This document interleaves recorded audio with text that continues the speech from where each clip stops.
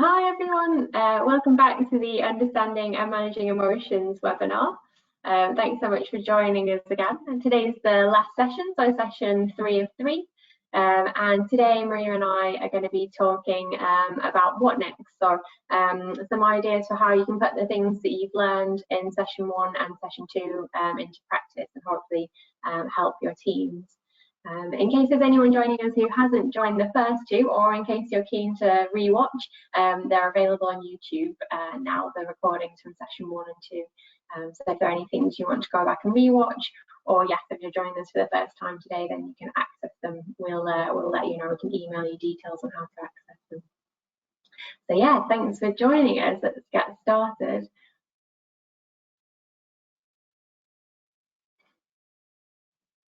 So just to run through ground rules, just in case there is anyone joining us for the first time, it's probably helpful to have a pen and paper handy, just in case there's anything that you don't want to forget. If you have a pen and paper handy for writing things down, that'd be great.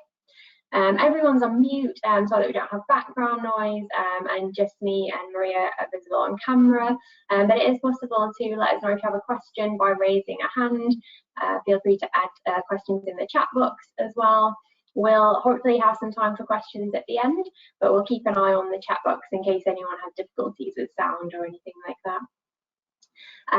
The idea is that this space is confidential, so information shared, if any parents or carers feel like sharing, please remember to keep that information confidential. Please also remember we're talking about a difficult topic, understanding and managing emotions. So I ask people to hold a non-judgmental stance when they join us. And yeah, the sessions are being recorded, so they are available on YouTube afterwards. But if any confidential information shared, we can make sure we remove that before it's uploaded. So yeah, they're the ground rules. Thanks, Maria. So we'll just start off with a quick recap from week 1 and then week 2. And I guess we wanted to include these because the hope is that they all link together and that the things that we discussed in week 1 and week 2 are going to be helpful to hold in mind today. So what did we discuss?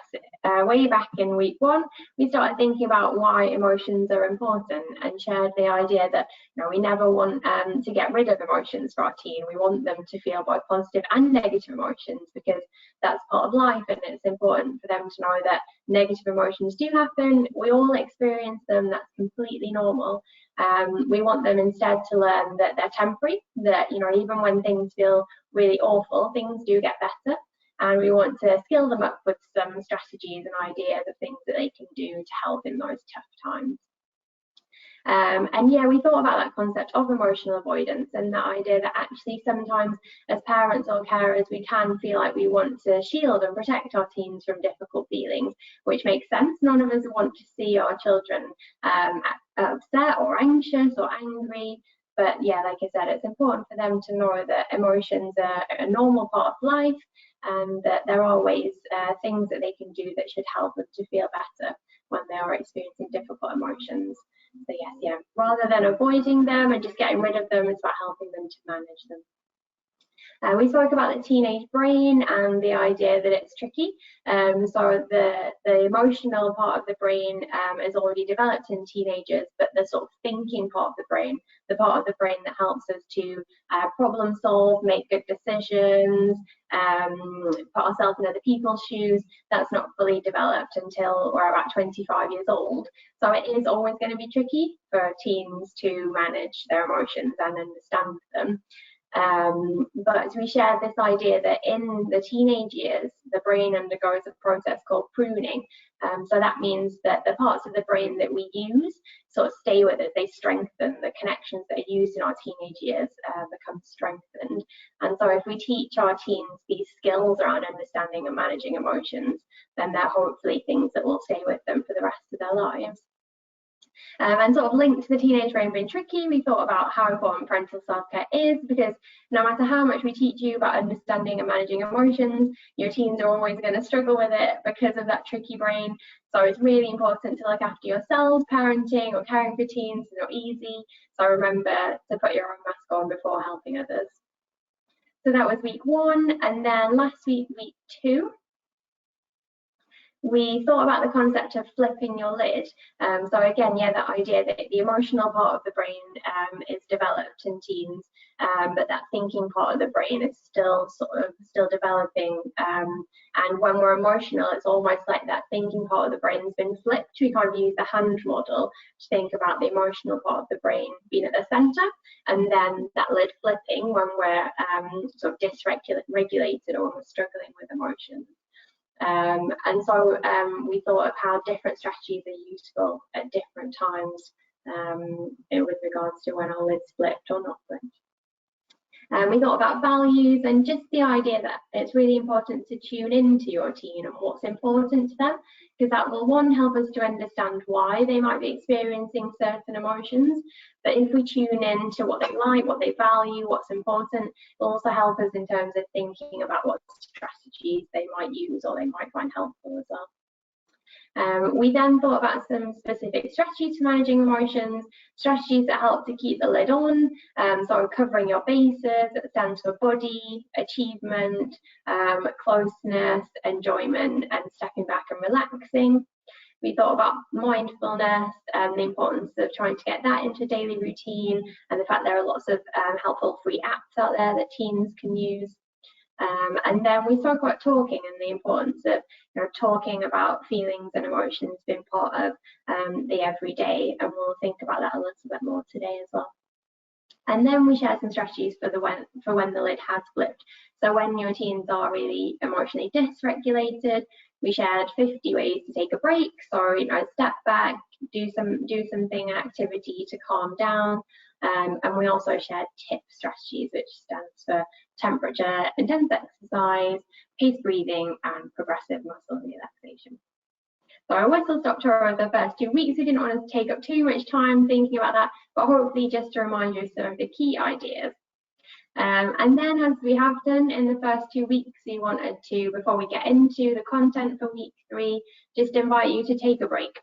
It might be the first time you're taking one all week, but yeah, just to take 5 minutes just to leave, park any thoughts that you brought with you, any sort of worries, things you need to do, other demands that are on your time, and just for the next 5 minutes, just take a break and hold in mind that this is something that could be helpful for your teen as well as a strategy. So what we're doing today is progressive muscle relaxation, which, as I mentioned, it's one of the TIP strategies that helps when we're emotionally dysregulated or feeling overwhelmed by our emotions. And so just a bit of an intro, progressive muscle relaxation is an exercise that reduces stress and anxiety in your body by having you slowly tense and release each muscle. This exercise can provide an immediate feeling of relaxation, but it's best to practice frequently. So with all of these skills, it's like learning any skill. It's hardest when we're first doing it. So if we can learn to do it and practice, then it makes it much more easy to use when we are feeling emotional and overwhelmed. So with experience, you'll become more aware of when you're experiencing tension, and you'll have the skills to help you relax. During this exercise, each muscle should be tensed, but not to the point of strain. And if you have any injuries or pain, you can skip the affected area. So pay special attention to the feeling of releasing tension in each muscle and the resulting feeling of relaxation. So let's begin. So if you can sit back in your chair, find a comfortable position and shut your eyes if that feels comfortable. And begin by taking a deep breath and noticing the feeling of air filling your lungs. Hold your breath for a few seconds. And then release the breath slowly and let the tension leave your body. Take in another deep breath and hold it. Maybe check into any areas of tension and then slowly release the air. Sometimes we hold tension in our shoulders or in our legs, so just maybe be mindful of any areas of tension. This time even slower. Take another breath, fill your lungs and hold the air. Slowly release the breath and imagine the feeling of tension leaving your body. Now move your attention to your feet. Begin to tense your feet by curling your toes and the arch of your foot. Hold on to the tension and notice what it feels like.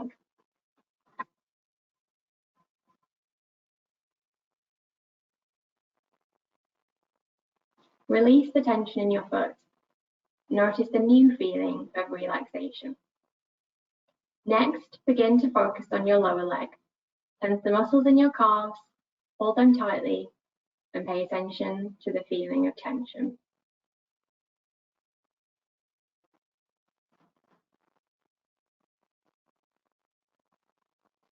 Release the tension from your lower legs. Again, notice the feeling of relaxation.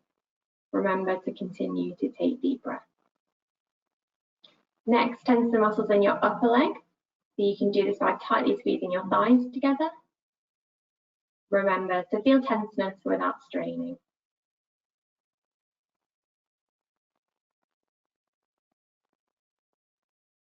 And then release, feel the tension, leave your muscles. Next, begin to tense your stomach and chest. You can do this by sucking your stomach in, squeeze, and hold the tension.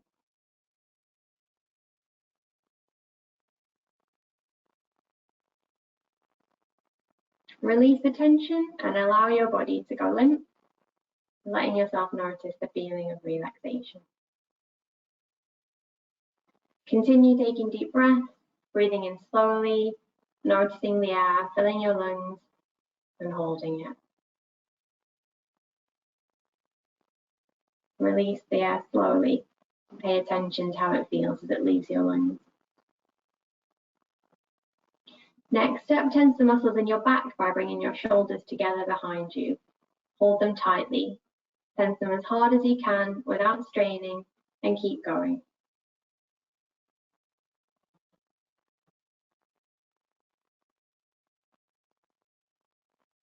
Release that tension from your back. Feel the tension slowly leave your body and the new feeling of relaxation. Notice how different your body feels when you allow it to relax. Next, tense your arms all the way from your hands to your shoulders. Make a fist and squeeze all the way up your arms and hold it.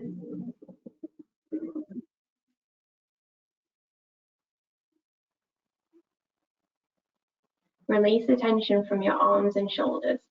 Notice the feeling of relaxation in your fingers, hands, arms, and shoulders.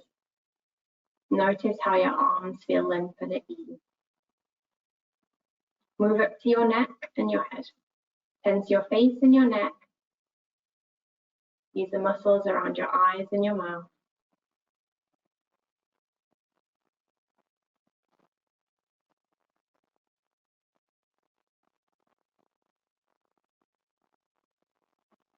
Release the tension and again, notice that feeling of relaxation. And then finally, tense your entire body. Tense your feet, your stomach, chest, arms, head, neck.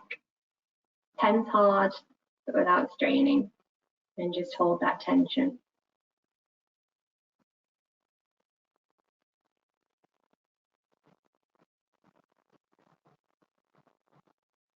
Now release.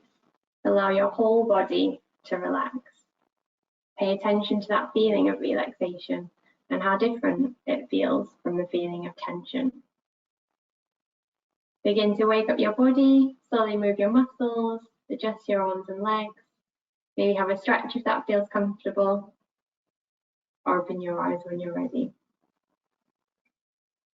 Thanks so much for taking part in that, and it's quite a long one to go through all of the muscle groups, but remember you can just pick if it feels, if there are a particular muscle group that you're like, gosh, that felt good, tensing, relaxing shoulders or legs, or maybe if you were thinking about using something that you could do in like the supermarket or that kids can do in school, it might just be tensing, relaxing arms or feet. You don't have to do the whole thing. It can be most helpful and do the whole thing. But even if you just have time for parts of it, that can be a really nice, relaxing exercise that you can use anywhere, hopefully, as well. So hopefully you enjoyed that and everyone's feeling a little bit more relaxed. So on to the content. So I guess we wanted to start off by just thinking about how important it is to be in tune with your team. So with all of the strategies, the ideas, the suggestions, the things that we've talked about, what's really key is to tune into your team. So all teens or people, everyone is different. So it's important to find time to reflect on what might be going on for your teen in particular, to think about what helps, but also what doesn't help. So are they covering their bases? Are they getting enough exercise? Are they getting out every day if possible? Are they getting enough sleep? Are they achieving things? So it might be in school, but also smaller achievements. So whether it's related to hobbies or setting up something with friends, completing a task, or tidying their room. Maybe they feel achievement when they do that. Are they connecting with people, but also are they finding time for things that they enjoy? So maybe think about tuning in and what might be going on in particular for them. Also important to think about what's going on in school. Obviously, it's a tough time at the minute when young people have just gone back to school. You might be noticing that they're feeling a bit more tired, and then often that goes along with feeling irritable at the minute. So you might notice that they also get home from school, and as soon as they walk in, it's almost like, so for young people who especially are really great in school and have no difficulties and their behaviour is great in school, as soon as they come home, it's almost like they kind of relax and let it go, and then they might struggle when they first get in.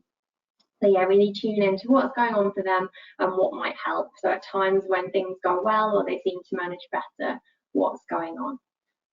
In order to do this, it's important to make yourself available to receive their communications and to make sense of them. So I guess remembering to look after yourself so that you have the headspace to think about your teen's emotions and what might help them. And we wanted to just highlight that you're already an expert in doing this. And we've a few times linked teenagers with younger children, and I guess that's just, it can be helpful for parents to know that there'll have been times when your teens were babies when maybe you thought you didn't understand what was going on for them in terms of their emotions, like do they need feeding or changing, or why are they still crying when I've done everything. But actually over time and over the years you became an expert at tuning in with your child, and so we just wanted to remind you that you can do it. You have all the skills that you need. You are the expert in your child and in tuning in with them.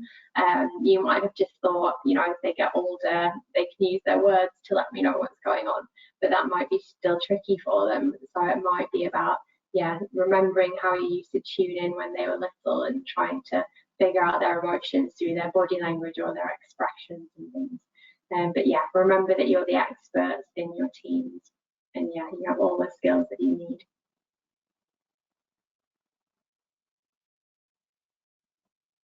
We're going to start by thinking about how you can help your teen to understand their emotions. And obviously a big part of this is our language and how we talk about emotions. Our feelings and our emotions can be a really taboo theme. It can be a bit stigmatized, and it can be quite personal and difficult to talk about. So creating an environment where we feel comfortable and safe to talk about our emotions is really important. And it might be that you need to develop a shared language with your teen, or maybe take on the words that they use and how they express their emotions. It's important to talk about your emotions calmly and confidently, and that emotions don't only come up when there's an argument or when there's a crisis point, but that they're kind of part of the everyday conversation and can be seen as something that just happens and it's just part of life, rather than a big theme that needs to be discussed. It's also useful to be mindful of your tone as well as what you're saying, because a lot of the time how we say things is picked up on more than what we're actually saying. And even though we might not mean to, we might be saying things in a certain way with a certain tone that can be quite upsetting, or that our teenagers can read into. So it's important to be mindful. Especially if we're tired or we have a lot on ourselves, it's easy to maybe be a bit snappy or a bit short. Also, if your teen isn't very comfortable talking about their emotions, we don't want to force that, but it might be that we consider other ways of talking or expressing our emotions. And this could be maybe through journaling or writing it down in some form. or using an art form to express how they're feeling.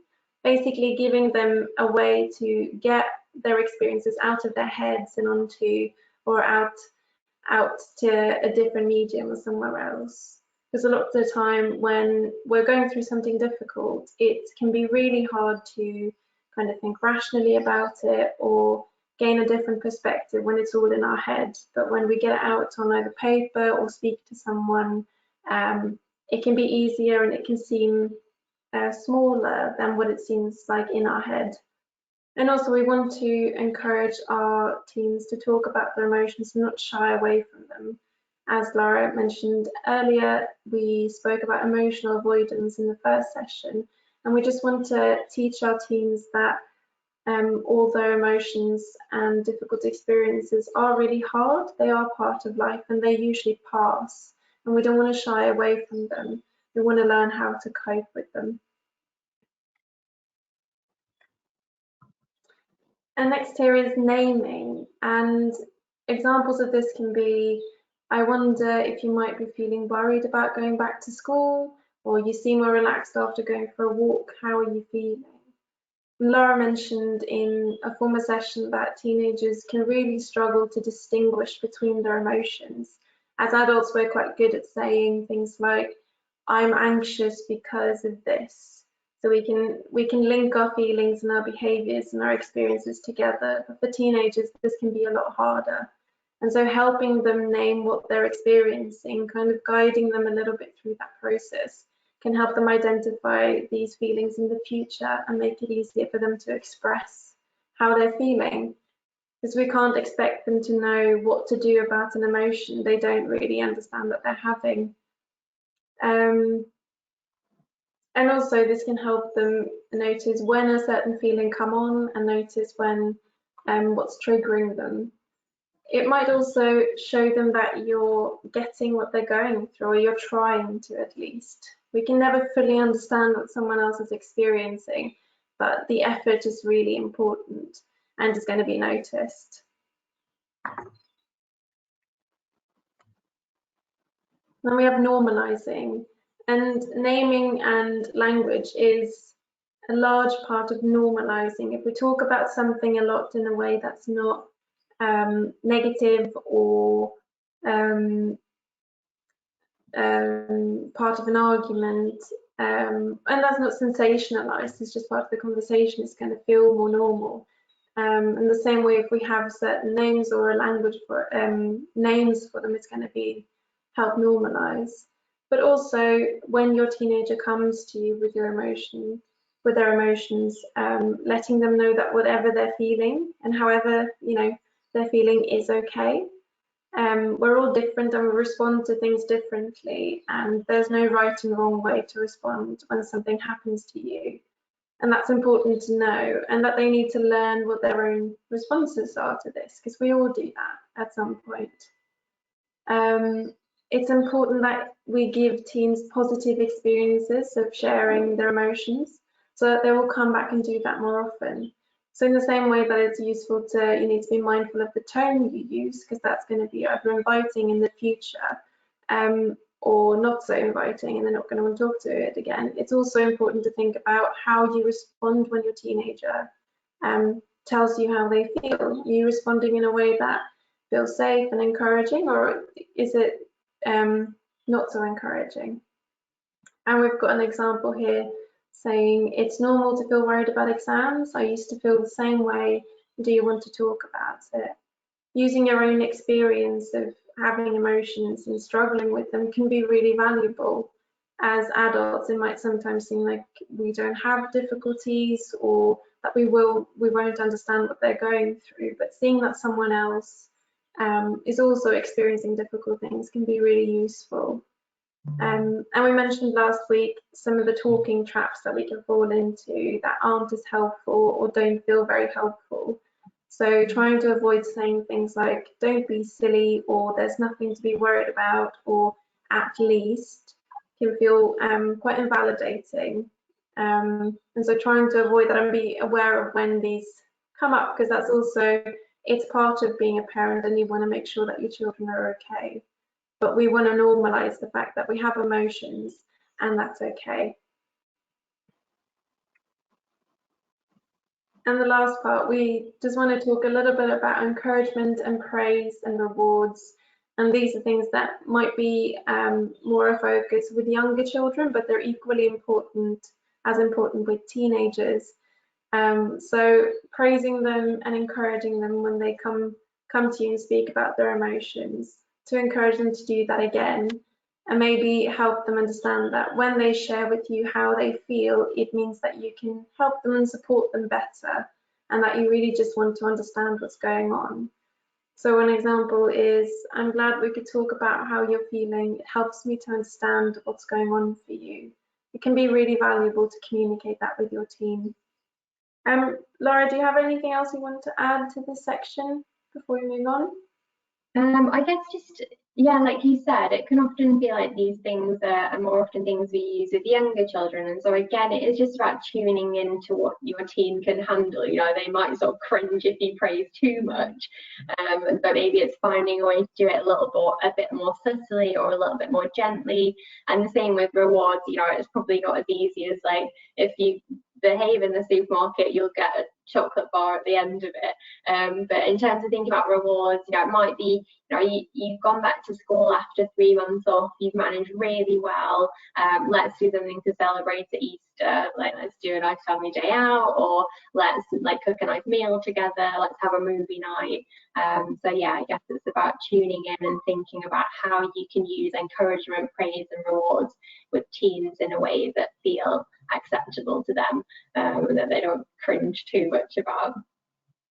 And yeah, I guess like, you know, part of it is also not that positive messages aren't just that they don't just come up when someone's feeling bad or negative, but that is something that maybe you're just saying it when you're in a car together, that it's more of a casual conversation. And although, as Laura said, your teenager might find this really uncomfortable and cringy, it's going to go in a lot more when they're already in a positive frame of mind. They don't have to feel really upset for you to mention that, you know, they're doing well and it's nice that they're talking to you.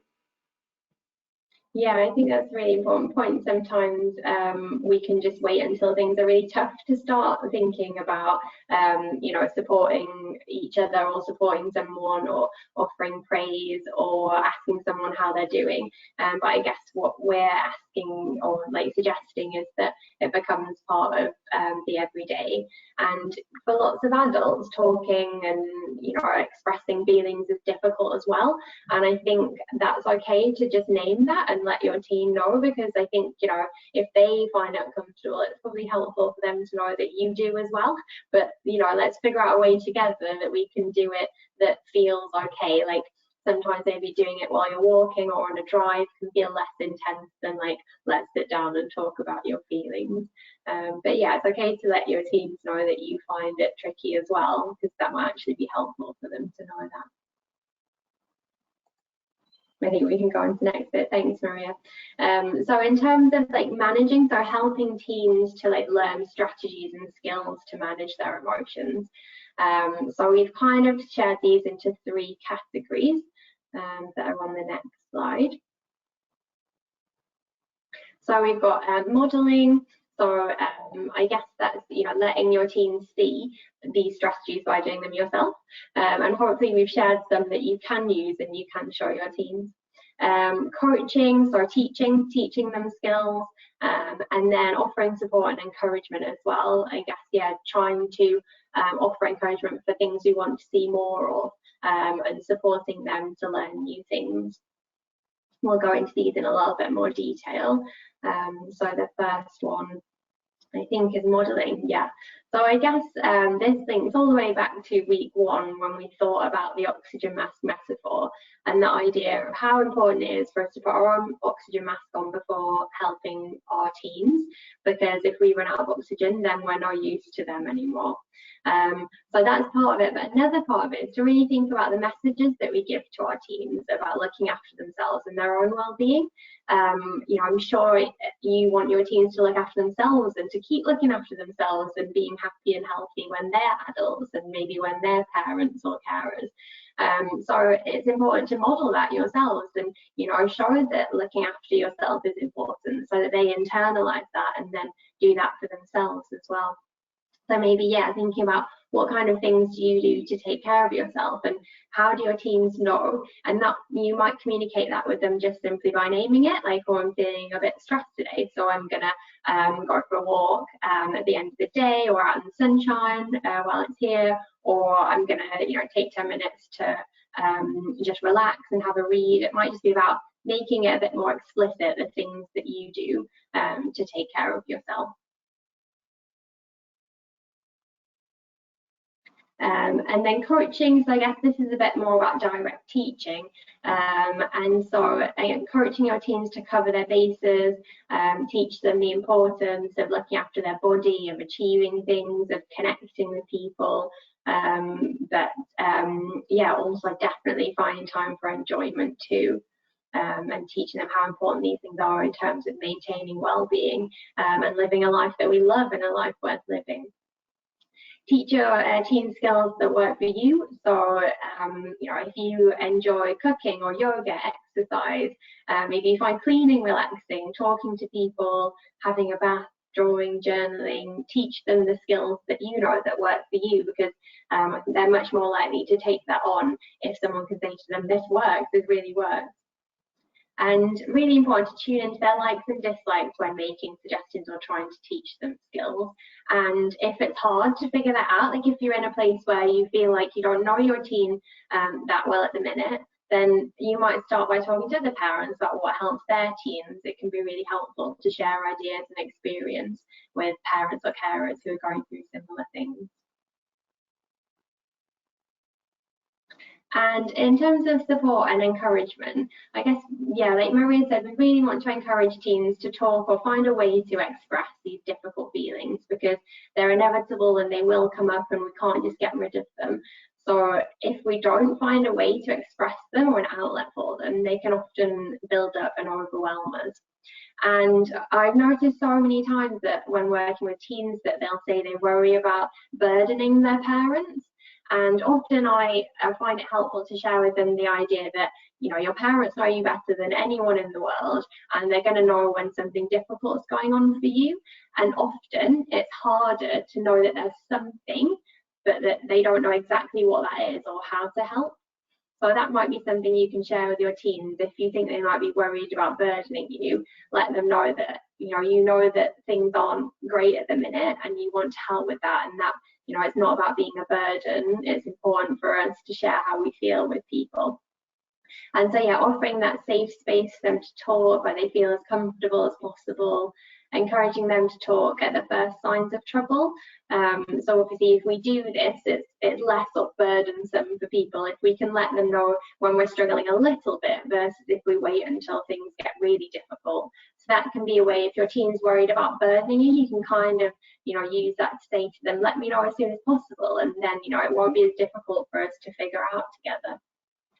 Encourage them to take care of their own well-being, and encourage, like we said, these activities and behaviour that lead to positive emotions. So we've thought mostly about negative and difficult emotions, but actually it's equally important to think about positive emotions and how to get more of those into your week, and how to make sure that your team's doing things that make them happy, that make them feel confident, and that make them feel excited too. And we wanted to share this top tip, which is strike when the iron is cold. And so this is something to hold in mind for the information we've shared across the 3 weeks. This idea that when the lid is flipped, so when we're overwhelmed by our emotions, in those real moments of like distress or in the heat of an argument, or, you know, when we're feeling most tearful or worried, then things don't go in. They just, you know, we don't hear what people are saying to us, or we hear it and we forget, or we find it really hard to kind of take things on board to problem solve. And so if you're trying to teach your teen new skills, or if you're trying to talk to them and understand more about what's going on for them, our top tip is to strike when the iron is cold. So to wait until things cool down and are feeling calm again. And this can be really hard because some parents and carers often feel like they don't want to rock the boat again when things are settled and when they're feeling calm. But actually you might notice that by avoiding that, you're getting into a pattern where tricky situations keep coming up, anxiety keeps coming up or anger keeps coming up. And so even though it might be difficult to risk rocking the boat, it's worth it in the long run. And sometimes it's helpful to think, even though this is tricky in the short term, if it's going to help in the long term, then it's worth it. It's worth that slightly tricky conversation. So yeah, just an idea to hold in mind that when teaching strategies and things, great if they can become part of every day, like Maria said, but also think about talking about them, teaching them at times when things are calm. Spot when your teen's in a good mood and strike then.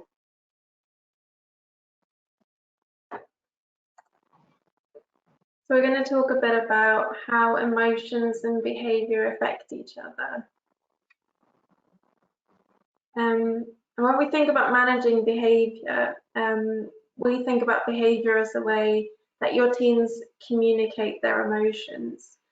So if they haven't learned how to talk about their emotions, it might come out as certain behaviours that you've noticed. If your teen is feeling sad, it might come out as being more isolated and sitting more in their bedroom, maybe not being as vocal by the dinner table as they normally would be. Or if they're really upset, it might come out as being really angry and slamming doors, and it being really hard to communicate with them. And so hopefully what you can teach your teens by understanding their emotions and talking about it, it will help them use their words to communicate, and they'll have the foundation to understand what they're experiencing so they can communicate it with you without having to resort to certain behaviours that might not be as helpful. So we hope that as you talk and open up about your own feelings and their feelings, it'll make it easier to communicate. But also when these behaviours arise that might be undesirable, that instead of thinking about what they're doing and how they're behaving, thinking about why they're doing it and what the underlying emotion might be, and their motivation for what they're doing, and trying to open up a conversation about it. Do you have anything to add to that, Laura? No, I guess, yeah, like you said, the key message is the idea that emotions and behavior are inextricably linked. Like we can't separate the two. Our emotions drive our behavior and our behavior impacts our emotions. And so yeah, everything you've learned about emotions over these 3 weeks will be really helpful in terms of behavior as well. And we know that sometimes behavior is tricky in teens. They might act out, they might engage in risky behavior again, because that part of their brain that can weigh up risks and think those through hasn't quite developed yet. Or they might, spend lots of time in their room or avoid certain things, and they're all behaviours that are important to try and help teens with. But yeah, hopefully the stuff you've learned about emotions can be really helpful. So we just want to share a bit more information about behaviour and some things that you can do that can help. And for your teenager, these behaviours, they're not going to think of them as a way to express their emotions necessarily. It's just going to be their reaction. It's not something they've put a lot of thought into necessarily. Sometimes our behaviour is a knee-jerk thing that just kind of happens.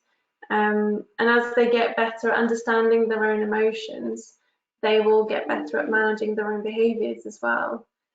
And in this slide, we see a pyramid of managing behaviour, and this is usually used with younger children, but it can also be adapted for teens. So at the top of the pyramid, there is a section for consequences, and then we move down, and the two bottom ones have things like praise and coaching and encouragement, and then play and empathy and problem solving. And the two bottom sections is where most of your parenting should be. This is the section that helps you build your relationship and your attachment with your teen and connect with them. And this is where kind of preventing those difficult emotions or difficult experiences are. And although play looks quite different when you are the parent of a teen than it does when you're parenting a child, you can still do fun things together, like going go-karting, or you can play PlayStation with them if that's something they're really interested in. They might even find it really funny that you're playing with them. And it might be quite strange, but that's going to be a bonding experience and show that you are making an effort to understand what they enjoy doing. And also we know that the teenage kind of period is a transition period. It's really hard, and it's a time where you have to change how you parent, because parenting a child is very different to parenting a teen, and what worked for your child isn't going to work when they're a teen necessarily. So the consequences and the kind of boundaries you set with them when they were children, that might have made them, you know, children can be quite scared to make anyone a bit cross. Your teenager might not care as much about that. They're trying to understand themselves and develop independence, and they're going to have their own opinions. And so all of these quite harsh boundaries, or however you manage their behavior when they were children, aren't necessarily going to work. So it's going to be really important to have that dialogue and that positive way of dealing with them when they get older. Do you have anything else to add to that, Lara? I guess just to reiterate really, yeah, that idea that, you know, the more time you spend on the positive things, so we call it the positive parenting pyramid, the impact is like you can see down the side there, the reduced annoying behaviours and less aggression. Or but I guess you wanted to share that these things are likely to be helpful if, you know, the aggression and things, or if you can remember in week 1 we spoke about there being a difference between people who internalize when they're experiencing difficult emotions and they might feel anxious or feel sad, and those who externalize, and externalizers are maybe more likely to be aggressive or to lash out. But I guess this idea of strengthening your relationship, focusing on the positive stuff, will help to change, you know, if you want to try and change behavior or encourage something in your teen, they're much more likely to be on board and to listen if that real foundation is there of your relationship with them. So hopefully these kind of ideas, the positive parenting ideas, are helpful no matter what emotions your teens are going through. Strengthening that connection is such a crucial first step.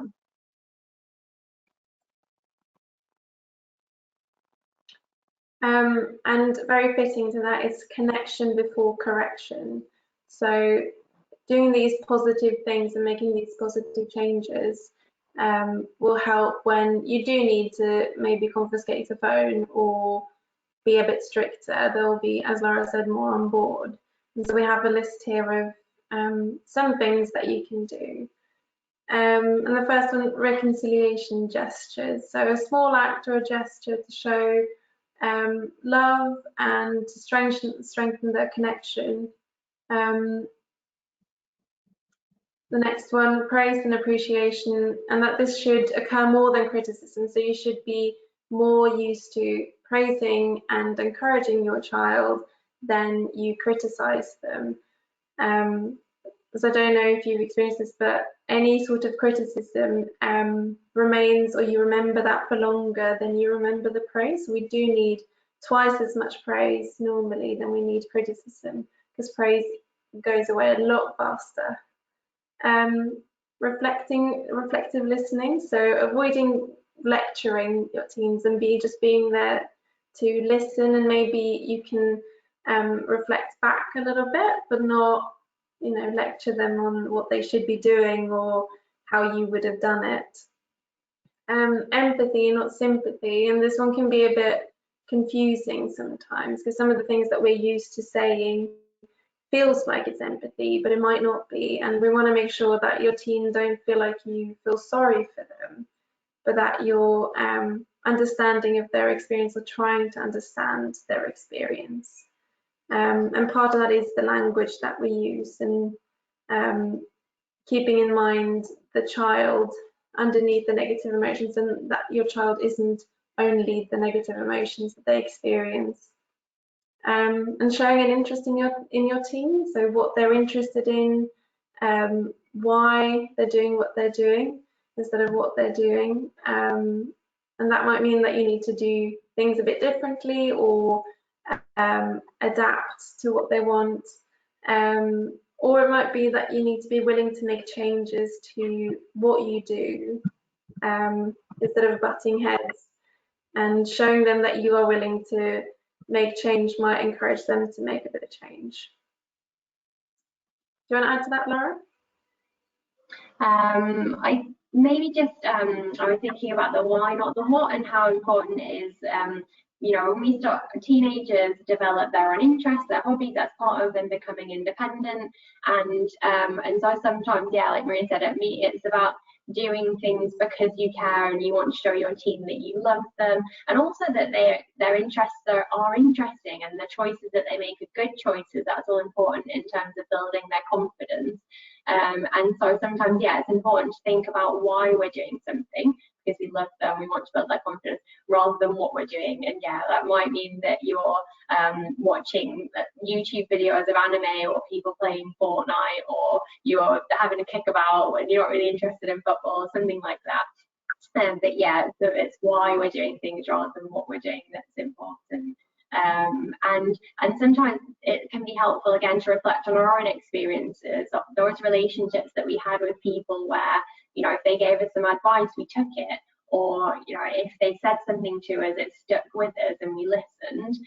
What were like the aspects of that relationship that helped? And then maybe you can apply that to your relationship with your team. I feel like we've all got that person when we kind of look back to our teenage years who, you know, they got all our good behaviour, or they were the ones who we listened to when they told us something or gave us some advice. And so yeah, maybe have a think back about your own experiences of connecting with an adult when you were a teenager. What were those? Yeah, what was the sort of ingredients of that relationship that helped, and can you apply those to your relationship with your team?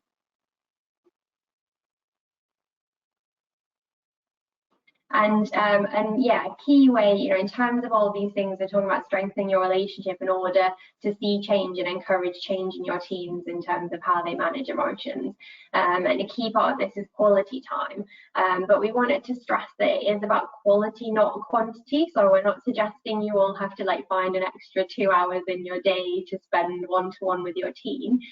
Because actually research shows that a positive relationship between the time spent engaged with teens, there's fewer instances of behaviour that challenges, so tricky behaviour, or risky behaviours like substance abuse.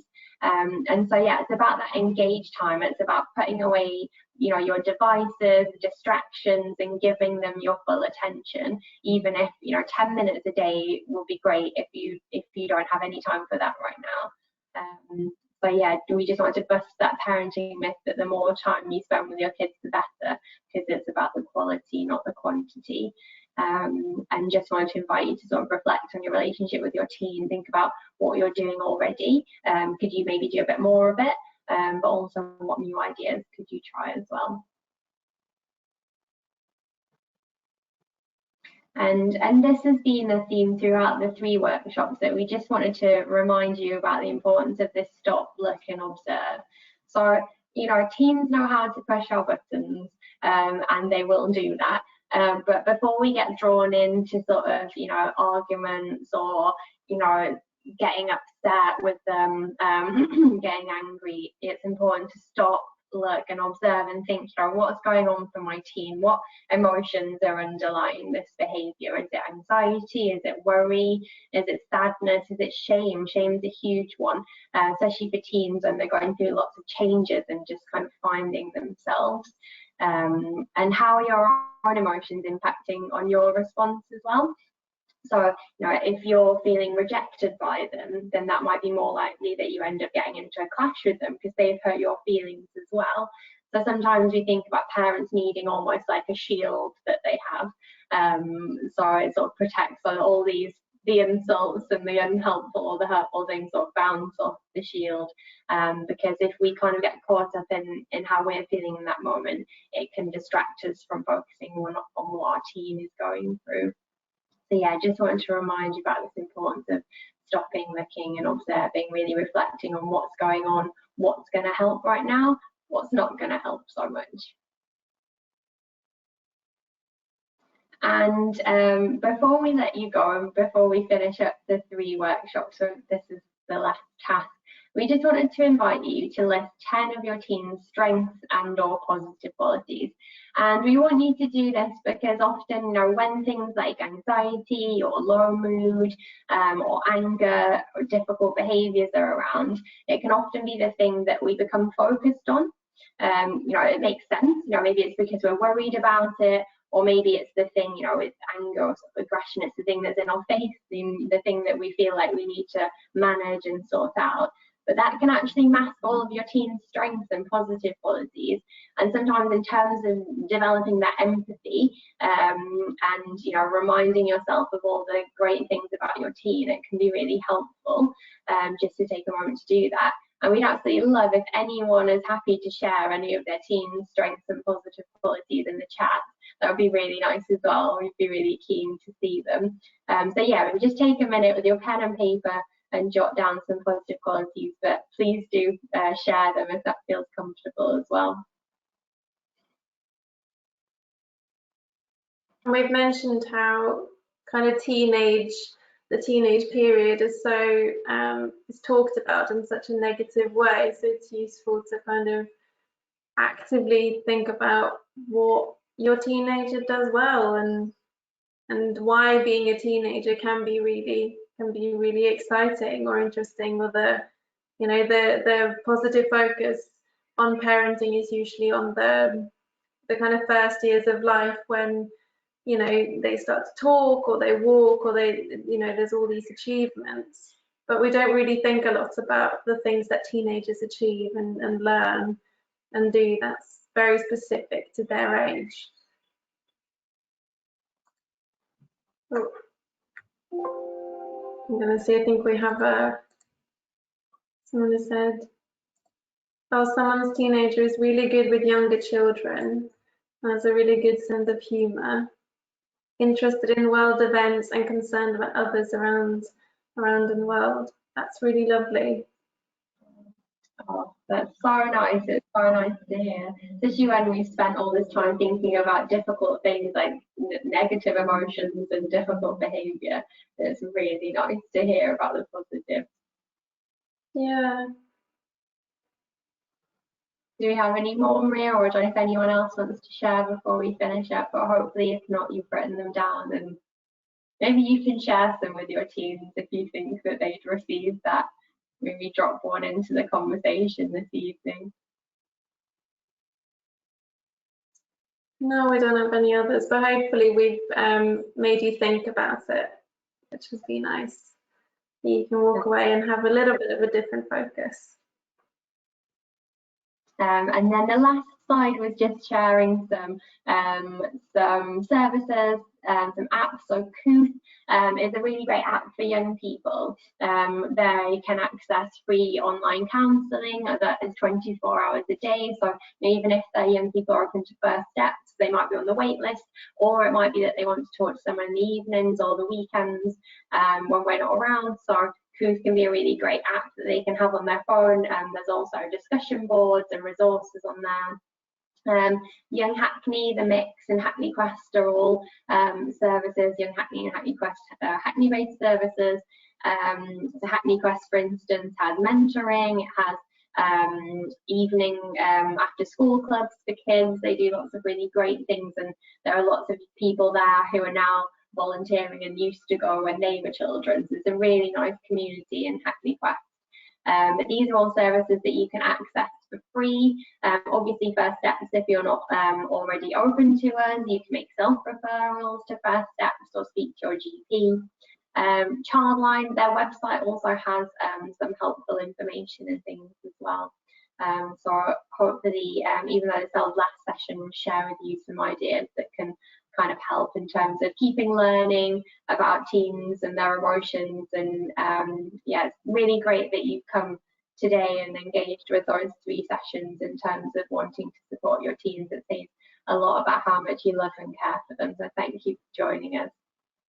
And yeah, before you go, we could just encourage you, we shared loads, so even if it's just one take-home message that you can jot down, or one thing that we've said or that has been mentioned today that you wouldn't want to forget, And 2 things maybe to try out with your team, whether it's starting to talk a little bit more about feelings, whether it's teaching them a strategy, maybe it's progressive muscle relaxation, or sharing with them some information about CAMHS. Yeah, maybe just think about 1 take-home message and 2 things to try out with your team. And that's it. We finished on time, haven't we? So sorry. Yeah. Just on time. I'm just going to say, if you haven't received any of the resources, so the slides from the first or the second session, then let us know and we'll send them again. You should have received them, but if you haven't, then that's just an error. And also, if you want to watch this again, then these sessions are on YouTube, so you can revisit anything that we've spoken about. Yeah, and other people can access them as well if you think that people might find them helpful. And yeah, we'd love to get some feedback. So it's only, I think, the 3rd time now that we're running this. It's a new set of workshops that have been introduced since lockdown, so I've always been online. And yeah, we're always very open to feedback if anyone has any thoughts of things that they liked, but definitely things that they didn't, or things they'd like to see more of, less of. We'll be sending out feedback forms, so feedback would be great as well. And I think that's it from us. Thank you all so much for joining us, and if you joined for all 3, extra thank yous for sticking with us and staying until the end. It's been really nice to share this information with you all, and hopefully you've learned a few things that you can take away and that will help in terms of helping your team to understand and manage emotions. I think that's it. Thanks a lot, everyone. Thank you.